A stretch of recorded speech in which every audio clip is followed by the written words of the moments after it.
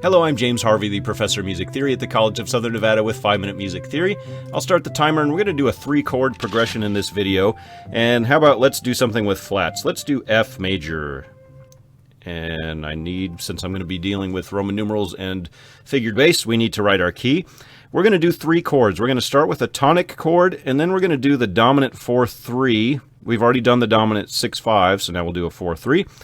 The dominant 4-3 is a little bit different than the other inversions of a dominant 7th chord because the 5th is in the bass. That makes this a pretty weak inversion because the 5th is the weakest part of the chord. So almost all the time, the dominant 4-3 is going to be used in passing situations such as this. It's very similar to the passing dominant 6-4. It's so similar, it's the same thing except for you're adding a 7th to it. However, this is a functional chord because the instability caused by putting in a second inversion, as far as a triad goes away when we add the 7th to this. So the reason I'm calling this passing is because if we write our bass line, we have F, we have G, and then we have A here. Let's go ahead and write some stems too, and we'll make these into half notes. A little bit of a short stem on that half note. Now it's a little too long. There we go. Tonic, dominant 4-3, tonic 6. This is almost always what happens with a dominant 4-3. It's either this way or coming down from a tonic 6 to a tonic. So what I'm going to do is voice this first chord. And actually, before I do that, let's go ahead and write our soprano line. This is going to be an F major root position, so we need another F, we need an A, and we need a C.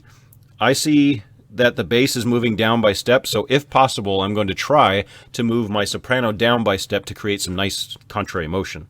And I can do that because I can go from C to B in the next chord. This is going to be, that's a B flat, sorry, it's a C7, that's the chordal 7th. Because that's the chordal 7th, it needs to resolve down by step, and I'll do my little dotted line to show that.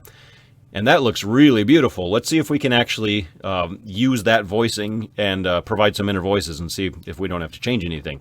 So the first chord is F, A, C. We have F, we have C. We need another F because it's a doubled root in root position, and we need an A. So if I try my options, I would find that this is going to be our best voicing. If I tried to double the F in the tenor, it'd be pretty high. We could, but that would kind of give us very little room with which to work. So let's try this. Now we go on to the next chord, which is a C7. Now I can't do an incomplete chord here because the 5th is already there. It's in the bass. So we need a C and we need an E in this chord. Neither of those are common tones. The C is not very far from the A in the tenor, and the E is not very far from the F in the alto. So that works out pretty well, and I don't have any voice overlap, voice crossing, or anything like that. Now let's go to the next chord. This is a first inversion triad, so remember your doubling rules. Boy, so we want to try to double our soprano with an inner voice.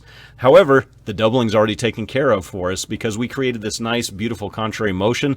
The doubling happened in the outer voices already, so now we don't have to worry about that. What we need to do is finish this chord, which is F and C. C is a common tone. F is just a step away.